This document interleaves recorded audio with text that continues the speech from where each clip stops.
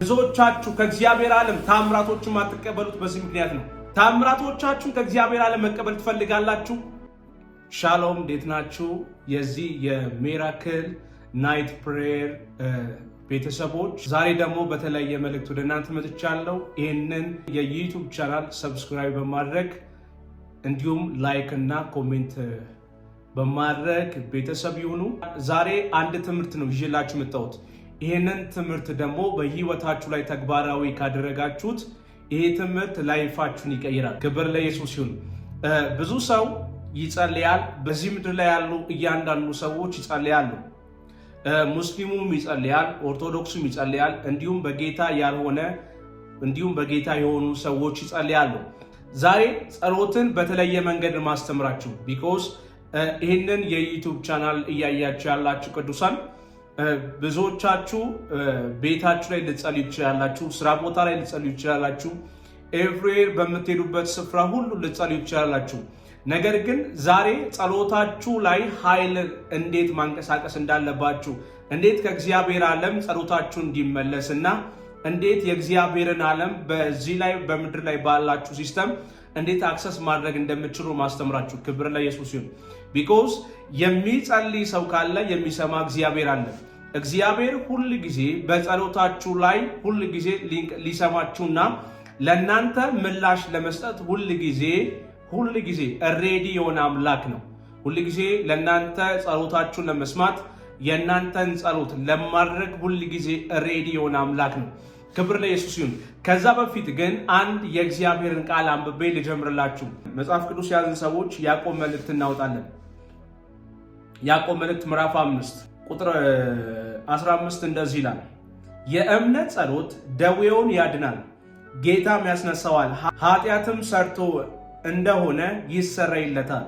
የእምነት ጸሎት ደዌውን ያድነዋል፣ ጌታም ያስነሳዋል፣ ኃጢአትንም ሰርቶ እንደሆነ ይሰረይለታል። ክብር ለኢየሱስ ይሁን። ብዙ ሰዎች ይጸልያሉ። ብዙ ሰዎች ግን ከእግዚአብሔር ዓለም ታምራቶችን አይቀበሉም። ከእግዚአብሔር ዓለም ብዙ ሰዎች መልሳቸውን አይቀበሉም። እንዴት ጸሎታችሁን እንዴት መቀየር እንዳለባችሁ ማስተምራችሁ። ይህንን ትምህርት ካስተማርኳችሁ በኋላ ይህንን ትምህርት በህይወታችሁ ላይ ተግባራዊ ካደረጋችሁት እመኑኝ ከእግዚአብሔር ዓለም ታምራቶችን መቀበል ትችላላችሁ። የእግዚአብሔር ዓለም እናንተን ለመርዳት ይነሳል። ክብር ለኢየሱስ ይሁን። እዚህ የመጽሐፍ ቅዱስ ክፍል ላይ ስለ አንድ ነገር ያወራል። የእምነት ጸሎት ደዌውን ያድነዋል፣ ጌታም ያስነሳዋል። ክብር ለኢየሱስ ይሁን። ዛሬ ጸሎታችሁን እንድታስተካክሉ የማስተምራችሁ 3 መንገዶች ናቸው። እነዚህን 3 መንገዶች ተጠቅማችሁ ጸሎታችሁ ላይ ፓወር መጨመር ትችላላችሁ፣ ወይ ደግሞ ጸሎታችሁ ላይ ኃይልን መጨመር ትችላላችሁ። ክብር ለኢየሱስ ይሁን። እንደዚህ ይላል፣ የእምነት ጸሎት ደዌውን ያድነዋል፣ ጌታም ያስነሳዋል። ብዙዎቻችሁ በምትጸልዩበት ስፍራ በእምነት አትጸልዩ። ብዙዎቻችሁ በእምነት ስለማትጸልዩ የእናንተ ጸሎት ወደ እግዚአብሔር ዓለም ወይ ደግሞ ከእግዚአብሔር ዓለም ታምራቶችን እንዳያደርግ ወይ ደግሞ እንዳይስብ ያደርገዋል። ቢኮዝ እግዚአብሔር ከእናንተ የሚፈልገው ምን መሰላችሁ?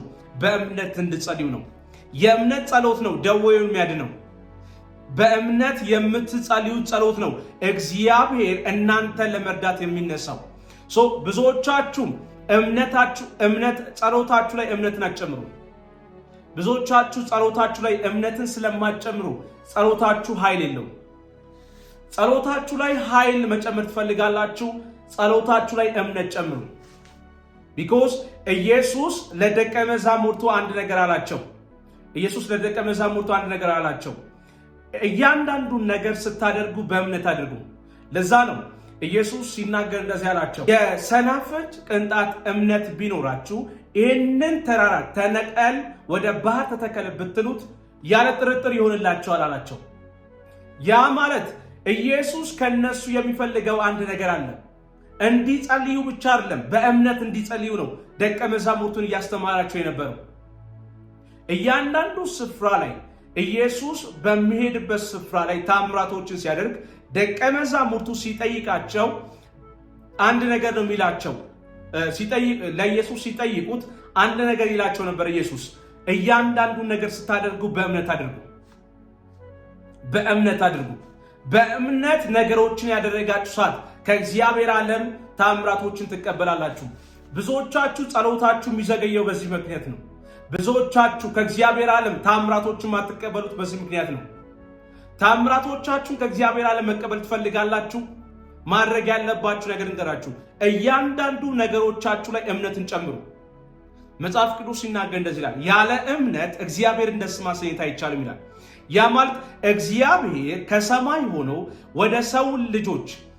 ወደ ሰው ልጆች ታምራትን ለማድረግ የሚጠቀመው ደጅ የእምነት ደጅ ነው። ያ ማለት በእምነት ሳትጠራጠሩ ወደ እግዚአብሔር የምትጸልዩ ጸሎት፣ እያንዳንዱ ጸሎት መላሽነት አለው። እያንዳንዱ ጸሎት መልስ አለው። ለፋይናንሳችሁ ያመናችሁ ሰዓት እግዚአብሔር ለፋይናንሳችሁ የእምነታችሁን ያክል ያደርግላችኋል። ምድር ላይ እያንዳንዱ ሰው የሚቀበለው የእምነቱን ያክል ነው። ምድር ላይ የሚቀበለው እያንዳንዱ ሰው ታምራቱን ኤቭሪቲንጉን ከእግዚአብሔር ዓለም የሚቀበለው የእምነቱን ያክል ነው። ምን ማለት እንደሆነ እንገራችሁ። መጽሐፍ ቅዱስ ላይ ስለ ሄኖክ ታውቃላችሁ? መጽሐፍ ቅዱስ ላይ ስለ ሄኖክ አንብባችኋል? እንደዚህ ይላል፣ ሄኖክም ከእግዚአብሔር ጋር አካሄዱን አደረገ፣ እግዚአብሔርም ምን አደረገው? ወሰደው። እግዚአብሔር ምን አደረገው? ወሰደው። ሰውየው እንዲወሰድ ያደረገው የመጀመሪያው ነገር አካሄዱ ከእግዚአብሔር ጋር ስላደረገ ነው። ሁለተኛው ነገር በእምነት ነው አካሄዱን ከእግዚአብሔር ጋር ያደረገው። እያንዳንዱ መጽሐፍ ቅዱስ ላይ ያሉ ሰዎች ለምሳሌ አብርሃም ንዩት። አብርሃም ዘፍጥረት ምዕራፍ 12 ላይ እግዚአብሔር አብርሃም ጋር መጣና እንደዚህ አለው፣ ከሀገር ከዘመዶች ከአባት ቤት ተለይተህ ውጣ አለ። ከዛ እኔ ወደ ማሳይ ምድር ተለይተህ የወጣ ሰዓት ይሄንን ትንቢት አምነ የወጣ ሰዓት እባርካለሁ፣ ለበረከት ማደርጋለሁ። ያ ማለት አብርሃም ከዛ ስፍራ ሲወጣ በእምነት ነው የወጣው።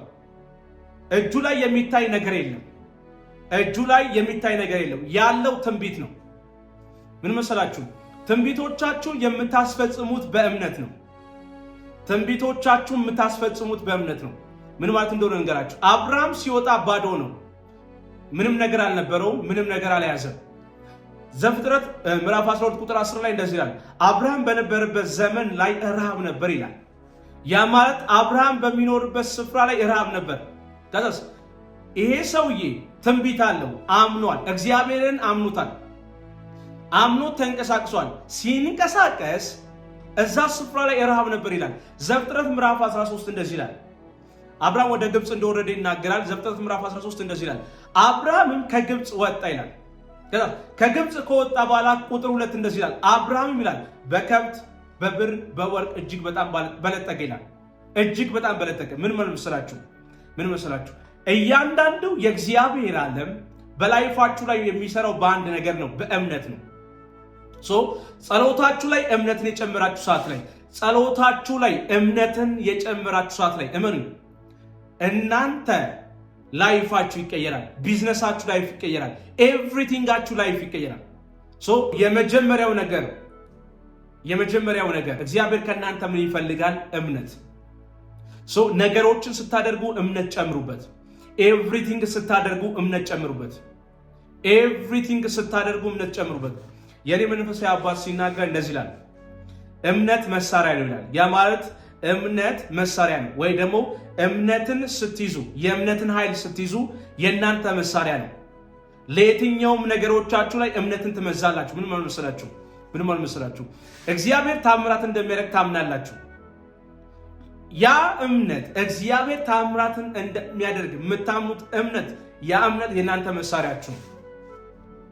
ያ ማለት በየትኛውም ስፍራ ውስጥ ብትሆኑ፣ በጭንቀት ውስጥ ብትሆኑ እግዚአብሔር ታምራት እንደሚያደርግ እምነትን ትመዛላችሁ ወይ ደግሞ ታውቃላችሁ። ያ እውቀታችሁ የእናንተ መሳሪያ ነው።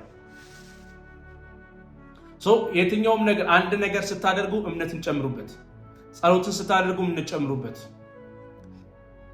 ስታደርጉ እምነት ጨምሩበት። ለዛ ነው የእምነት ጸሎት ደዌውን ያድነዋል፣ ጌታም ያስነሳዋል። የእምነት ጸሎት ደዌውን ያድነዋል፣ ጌታም ያስነሳዋል።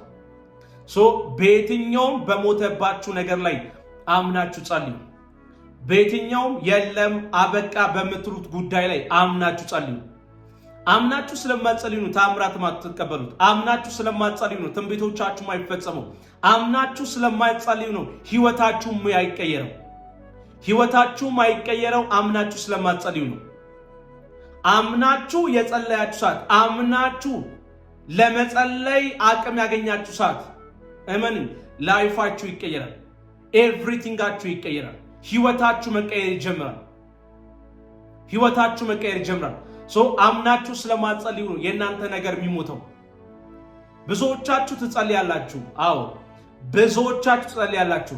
ብዙዎቻችሁ ግን የእናንተ ነገር ብዙዎቻችሁ ግን ነገሮቻችሁን ሲንቀሳቀስ አናዩ። ራሳችሁን ታውቃላችሁ። ነገሮቻችሁ አይንቀሳቀስም። አብዛኛው ሰው ብጠይቀው እጸልያለሁ፣ የእግዚአብሔር ሰው እጸልያለሁ፣ ነገር ግን ላይፌ አይንቀሳቀስም፣ ህይወቴ የተንቀሳቀስ አይደለም ብላችሁ ትመልሱልኛላችሁ። አሁን እንደዚህ አድርጉ። ጸሎታችሁ ላይ እምነትን ጨምሩ።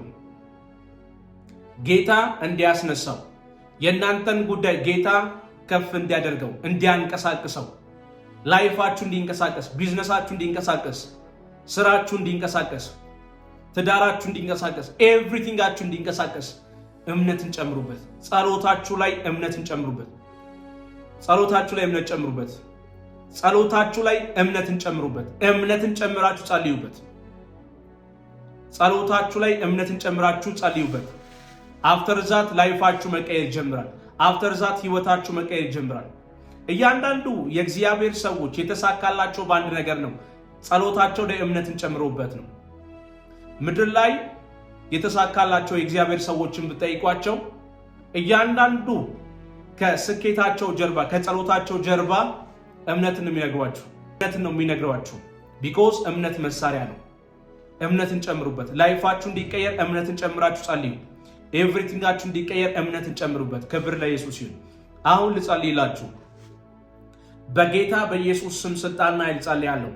ከዚህ ሰዓት ጀምሮ የጸሎት ኃይል እንዲለቀቅላችሁ አምናችሁ በምትጸልዩበት በየትኛውም ጉዳይ ላይ የአምላክ እጅ ጣልቃ እንዲገባላችሁ በሮቻችሁ በልዩነት እንዲከፈት ኃይላችሁ ብዙ እንዲሆን ነገሮቻችሁ በኃይል እንዲቀያየር ጸልያለሁ።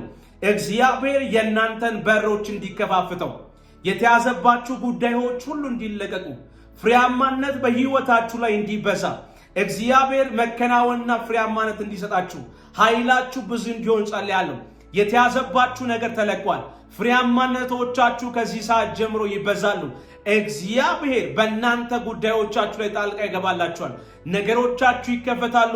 ፍሬያማነት ይበዛላችኋል። ኃይላችሁ ብዙ ይሆናል። እግዚአብሔር ከእናንተ ጋር ነው። ኃይላችሁ ብዙ እንዲሆን ጸልያለሁ። በየትኛውም ጉዳዮቻችሁ ላይ ስኬት እናገራለሁ፣ መከናወን እናገራለሁ። በምትጸልዩ ጸሎት ላይ የእግዚአብሔር እጅ እንድታዩና የእግዚአብሔር እጅ እንዲረዳችሁ ጸልያለሁ።